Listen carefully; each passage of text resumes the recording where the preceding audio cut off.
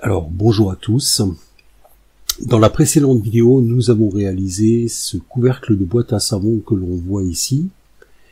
Et dans la vidéo qu'on va faire aujourd'hui, on va réaliser ce couvercle de boîte à savon. Alors évidemment, c'est exactement le même, si ce n'est la couleur qui change et l'écriture qui ici est incrustée et un petit peu en relief, mais ce n'est pas la raison pour laquelle nous allons faire la même chose.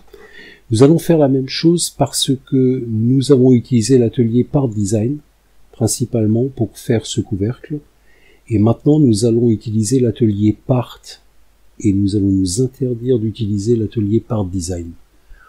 On pourra discuter à la fin sur la meilleure façon de faire, et c'est la raison pour laquelle on fait cette deuxième vidéo. Alors voilà, c'est parti. Donc je vais fermer ce couvercle, je vais créer un nouveau document.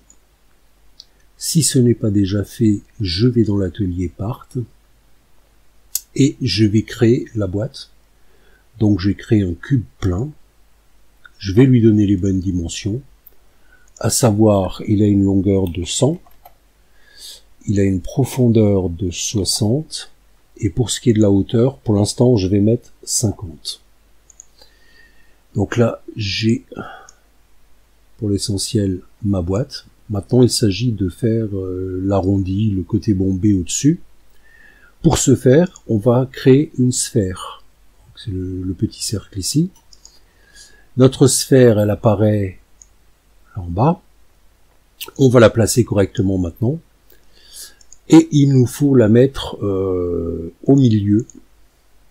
Pour là, on va la déplacer de x. Alors, sur x de quoi? De 100 divisé par 2, c'est-à-dire de 50. Et pour Y, on va la déplacer de 60 divisé par 2, c'est-à-dire de 30. Notre petite sphère est maintenant au milieu de la boîte, elle est en dessous à demi encastrée dans la boîte. Et maintenant, nous allons augmenter le rayon de cette sphère, et nous allons l'augmenter de beaucoup. Nous allons le passer à 250. Là, ça fait un petit peu effet Big Bang, donc on va zoomer. Voilà, donc voilà la sphère. Donc où maintenant est parti le petit cube, il est à l'intérieur. Pour s'en rendre compte, on va donner un peu de transparence à la sphère.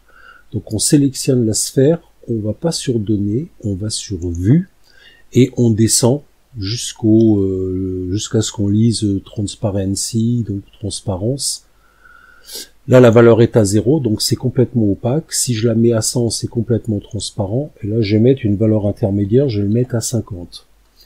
Ce faisant, on voit que ma boîte est à l'intérieur. Je vais maintenant descendre ma sphère. Alors, pour cela, je vais retourner ici. Et je vais la descendre à moins 218. 218. Voilà. Donc là, on peut voir que la sphère, elle coupe le cube. Et si je fais maintenant une opération booléenne bien faite, je vais me retrouver à avoir ma boîte terminée, ou quasiment terminée. Pour cela, ce qu'il faut que je fasse, il faut que je ne garde que ce qui est à la fois élément de la sphère et du cube. Alors, il y a une opération booléenne pour ça. Là, il va falloir sélectionner les deux objets. L'ordre n'a aucune importance. Une fois qu'on a fait ça, on exécute une intersection entre deux formes. Alors, on clique dessus et il nous reste notre boîte. Là, on voit qu'on a un petit transparence puisque je vois les angles intérieurs. Alors, si je vais sur la résultante, que je regarde au niveau de la vue, la transparence est bien à 0. Si par contre, je vais à l'intérieur, je regarde mon cube, elle est à 0, mais ma sphère, elle est à 50. Donc, logiquement, si je mets la transparence à 0, je vais même rendre la sphère visible, je vais mettre la transparence à 0. Dans quel cas, ça devrait logiquement fonctionner. Et là, je me rends compte que non, ça ne fonctionne pas. toutes les transparences sont à 0, mais je vois toujours mes arêtes. Alors ce qu'il faut faire dans ces cas-là, il faut sélectionner le common, donc le résultat de notre soustraction booléenne. Il faut modifier la transparence, je vais la passer à 1, donc très faiblement transparent, et là je vois que mes arêtes ont disparu. Je la passe donc à 0, et je n'ai plus de transparence. Enfin, pour l'instant en tout cas. Maintenant, ce qu'il faut que je fasse, c'est qu'il faut que j'évide, que j'extrude mon couvercle. Alors, sous Part Design, c'était assez facile parce qu'on avait une touche pour le faire. On ne l'a pas ici dans l'atelier Part, mais on va se servir de l'atelier Draft pour faire cela. En l'occurrence, alors ici au niveau du plan de travail, on est bon. D'ailleurs, on s'en moque un peu. On va le désactiver. On va sélectionner notre boîte et on va prendre cette icône qui permet de changer l'échelle d'un objet. On clique dessus. On lui dit qu'on veut créer une copie. On met à 0 pour éviter que la copie ne soit ailleurs. Et maintenant, on va changer le facteur d'échelle. Alors, changer le facteur d'échelle, comment ça se passe? Alors ici, l'échelle est à 1, donc on est à la même taille que la boîte d'origine. C'est pour ça qu'on ne la voit pas. Si je mets à 2, elle serait 2 fois plus grande. Si je mets à 0, elle serait nulle de taille. Donc ce qu'il faut que je fasse, c'est trouver quelque chose qui fasse 0, quelque chose pour avoir la bonne proportion. Alors en l'occurrence, ça se passe comment? Je vais prendre la calculatrice. Alors, ma nouvelle longueur de la boîte, l'ancienne est de 100. La nouvelle longueur, je veux garder 2 mm de chaque côté. C'est donc 100 moins 4 mm, ça fait 96 mm. Si je divise ces 96 par les 100, j'obtiens bien évidemment 0,96 et c'est ce qu'il faut que je rentre dans le facteur X. Donc 0, alors c'est la virgule du clavier et non du pavé numérique qui marche. Et là on se rend compte que la boîte est devenue plus petite. On le voit ici, mais c'est pas encore vraiment au point. Mais on va le voir. Terminé. Alors ici, pour le facteur Y, eh ben, c'est exactement le même calcul. Sauf que ma longueur de base, elle est de 60. Je veux enlever 2 mm de chaque côté, donc 4, donc ça me fera 56. Et donc il faut que je prenne 56 divisé par 60, ce qui me fait 0,933333, ce que je vais mettre ici. Donc 0,93333. Et je vais valider. Je vais maintenant aller dans l'appartement Part. On verra que je n'ai pas, à ce niveau-là, je n'ai pas du tout changé la hauteur de la boîte. Ça, je vais le faire ici. Alors, on voit que la boîte est décalée. L'intérieur est décalé de l'extérieur. Alors, ce que je vais faire maintenant, je vais déplacer cette boîte, cet intérieur. En fait, X, il faut que je le déplace de 2 mm dans le bon sens. Ça va être plus 2. Et là, on le voit bien aligné. Je peux zoomer un petit peu pour qu'on voie mieux. Je vais faire pareil pour Y. Je rajoute 2 mm. Et maintenant, je suis parfaitement centré et j'ai mes 2 mm de chaque côté. Pour Z, je vais abaisser tout simplement la boîte, l'intérieur de l'extérieur de 2 mm, ce qui va me laisser 2 mm en haut. Alors, ça va ressembler, quand on regarde devant, ça ressemble à ça, c'est-à-dire qu'on voit bien que l'autre boîte, elle dépasse. C'est-à-dire que les 2 mm qui dépassent ici sont 2 mm qui manquent en haut. Maintenant, pareil, je vais faire une opération booléenne de soustraction ce coup-ci. C'est-à-dire, je veux soustraire de cette boîte, de l'extérieur donc, je veux soustraire l'intérieur. Donc d'abord, je sélectionne l'extérieur, puis l'intérieur, et ensuite, je fais une opération de soustraction en cliquant ici, et j'ai ma boîte qui est totalement évidée. Là, petit bug, on se rend compte que je vois à nouveau par transparence, ma transparence est apparue dans l'objet cut. Pourtant, j'ai bien une transparence à 0. Donc pareil, je vais la mettre à 1. Et puis, je vais la remettre à 0. Du coup, ma transparence a disparu.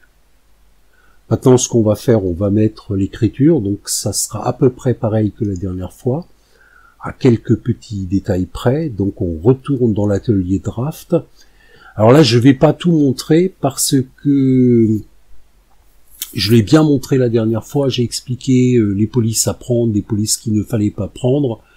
Et donc je ne vais pas trop m'attarder là-dessus. Je vais aller un petit peu plus vite.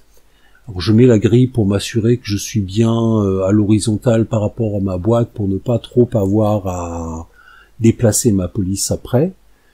J'appuie sur le petit S pour créer ma chaîne de texte. Je remets le mot savon, donc comme la dernière fois. Je lui redonne une hauteur de 12, ce que j'avais fait la dernière fois. Et je vais saisir ma police. Je vais choisir ma police, donc je m'attarde pas là-dessus. Et maintenant, ce que j'ai pas fait la dernière fois, je vais réinitialiser le point pour pas avoir à la chercher un peu partout. Et je clique sur OK. Donc là, je vois que j'ai ma police qui est apparue là en dessous. Ça ne me dérange pas. Je vais désactiver la grille. Je vais aller dans l'atelier Part. Donc là, j'ai bien mon shape string. Hein. Alors, ce que je vais faire, je vais tout de suite le placer à peu près correctement. Donc en X, surtout en Z, je vais le monter, faire passer à travers la boîte. Voilà, il est bien au-dessus. Alors je vais prendre une vue de dessus et je vais le déplacer à peu près vers le milieu, comme je l'ai fait la dernière fois. C'est pas quelque chose de très précis. Voilà, à peu près, on peut dire qu'on est bon là. Donc je vais voir de nouveau de devant. Donc on est bien au-dessus. Je vais maintenant faire une extrusion. Là, pareil, je vais mettre 40 mm, je vais le faire bien haut. Et voilà, donc j'ai mon mot savon qui est apparu. Alors maintenant, ce que je veux, c'est qu'il soit par-dessus et non plus à l'intérieur. Donc, comment je vais faire? Je vais faire en fait la même chose que j'ai fait, presque la même chose que ce que j'ai fait dans la dernière vidéo. Je vais dupliquer mon couvercle. Donc dans pièces, hein, dans le menu Part, pièces, create a copy, créer une copie simple, que voici. Là je rends ma boîte, je la désactive, hein, je la rends invisible, donc ce que vous voyez ici c'est la copie. Je vais maintenant descendre ma police, alors je peux le faire de cette façon-là, je peux utiliser transformer, et je vais la descendre pour bien la mettre à l'intérieur de mon couvercle. Là maintenant, je vais faire une opération booléenne entre les deux. Donc je sélectionne les deux. Ici aussi, ce n'est pas une soustraction, donc ça n'a aucune espèce d'importance.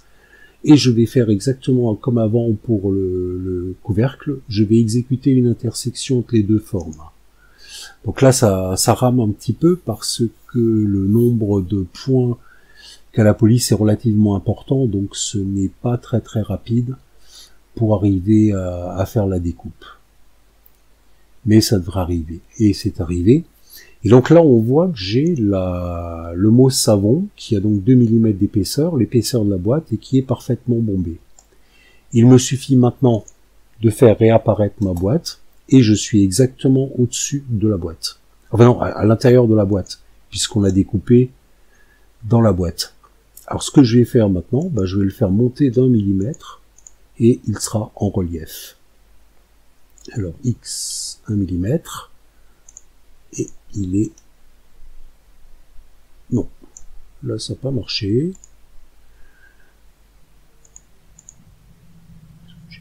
Ah oui, non, c'était pas X, c'était Z. C'est Z de 1 mm, voilà. Et on a le relief. Sauf que maintenant, j'ai deux objets pour ma boîte. Et ça ne me plaît pas beaucoup. Parce que si je donne une couleur, par exemple, à la boîte, ou si j'agis sur la boîte, je risque toujours qu'un objet ne prenne pas les mêmes valeurs que l'autre. Par conséquent, ce que je vais faire, je vais unir en un seul objet les deux objets qui représentent ma boîte. Donc la boîte et l'écriture, et je vais faire une opération booléenne de fusion, donc l'union entre plusieurs formes, que voici. Là aussi ça va mettre un peu de temps, c'est toujours à cause du mot savon. Voilà. Et là, miraculeusement, on voit bien, j'ai retrouvé ma transparence.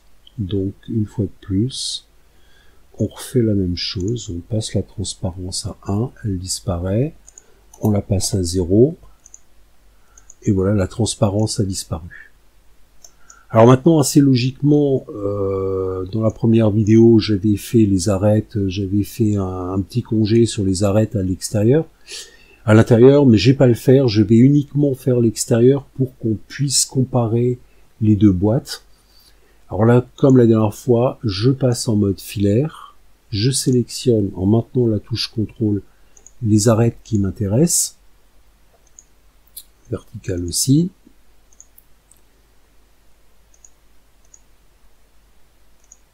Voilà. Et là, je vais lui donner un petit congé de 4 mm, c'est ce qu'on avait fait la dernière fois. Et voilà. Je retourne dans la vue normale. J'ai retrouvé la transparence, c'est magnifique.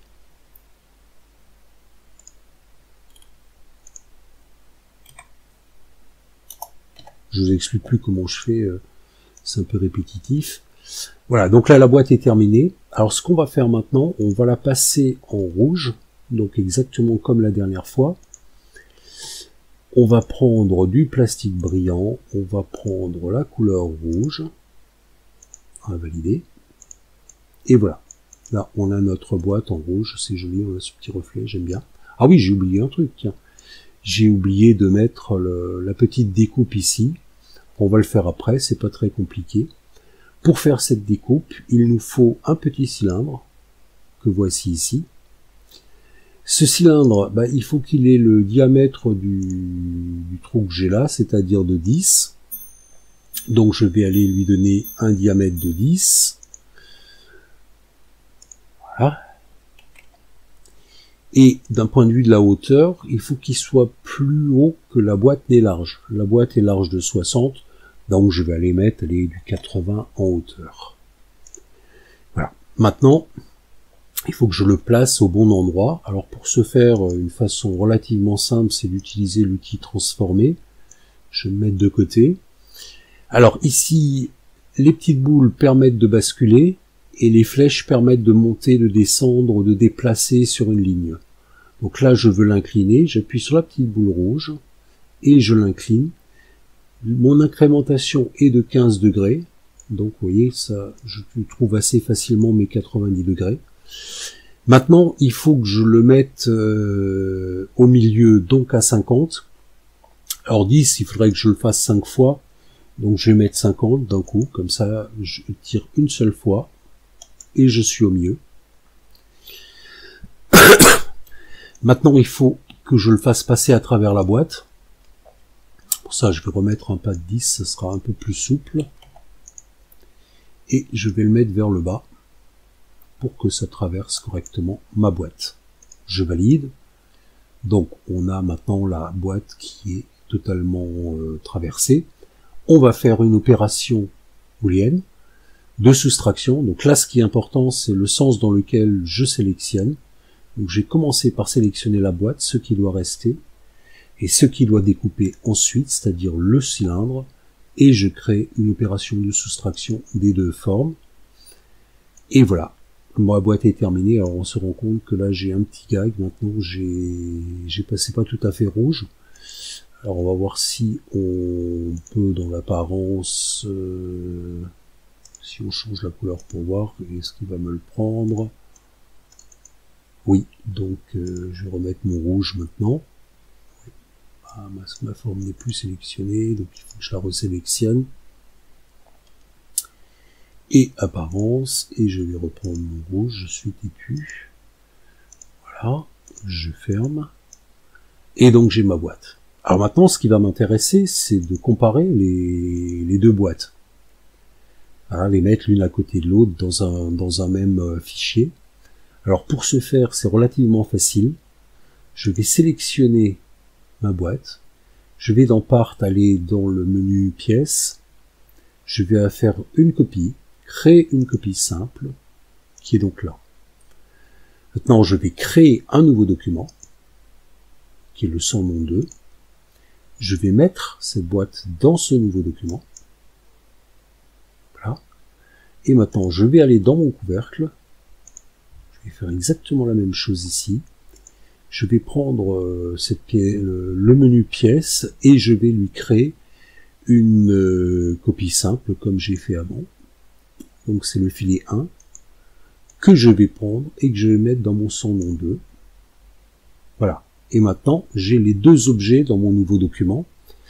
Donc, alors ce que l'on voit ici, là où le côté un peu avec du moirage, c'est que les deux boîtes ont exactement la même forme et la même taille, ce qui est logique. Là où ça va changer un tout petit peu, c'est sur le dessus. On voit que c'est pas bombé exactement de la même manière. Alors on va le voir un petit peu davantage si on déplace les boîtes l'une à côté de l'autre. Ça sera plus visible. Là, comme ça, donc on voit que la boîte jaune est un petit peu plus bombée que la boîte rouge. Mais enfin, ceci vient du fait que j'ai fait des chiffres relativement au hasard. Hein.